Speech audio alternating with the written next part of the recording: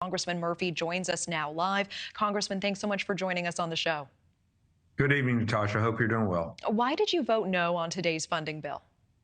You know, Natasha, I voted yesterday on the continuing resolution because it really cut money. It cut the spending that's been going on. You know, the silent killer that's throttling our nation right now is the debt that we're undergoing. And in the grand scheme of things, is 45 days going to change anything dramatically? No.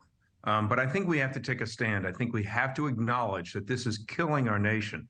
You know, there's a good article by Jerome Powell about this. There have been so many economists that are talking about this. You know, we added 475 trillion last year just paying the debt. The interest on the debt.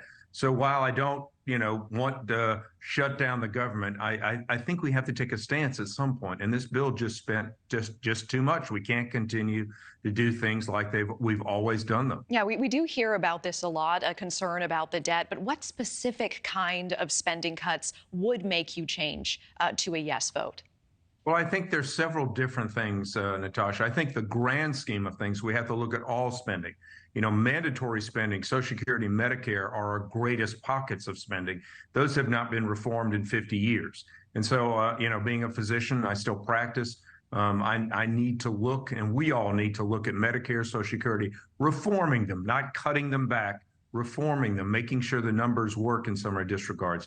Defense is another, 30% of the budget or 25% of the budget.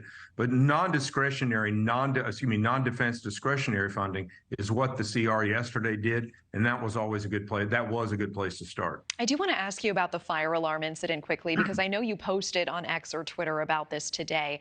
Before the vote, New York Congressman Jamal Bowman pulled a fire alarm in the Cannon House office building. He says this was accidental.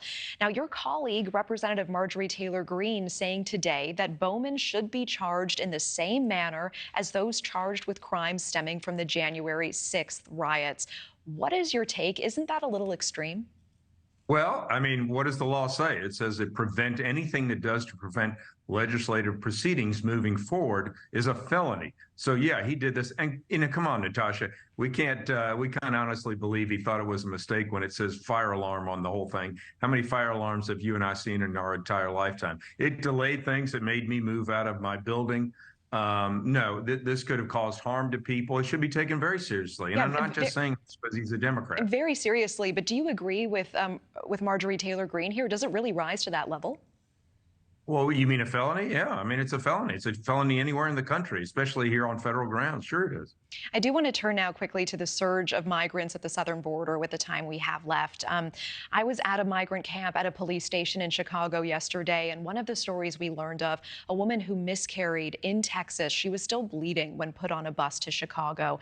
As a medical doctor, what are your thoughts on these conditions? Does this sound humane to you?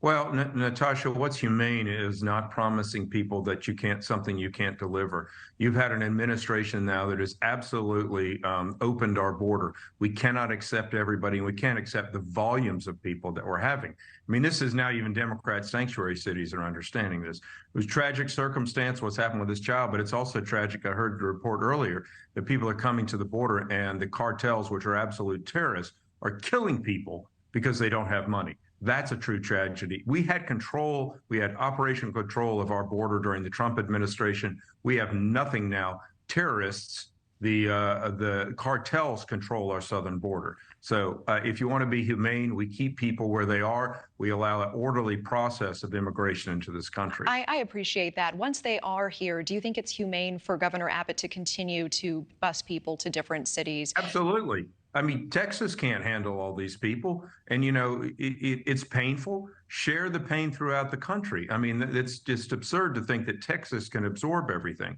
It was tragic what happened with that lady. Absolutely. But we can't run all these things based upon emotion. We have to do it on rational thought and see what is best. What is the best way to accept these people that the Biden administration has literally opened the door. We had 1.5 million people. We don't even know who they are or where they're going.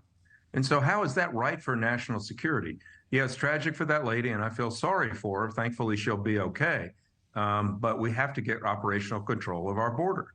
All right, Congressman Greg Murphy, I appreciate your time and your willingness to speak with us on such varied topics. Thank you so much. Wonderful. Have a great evening.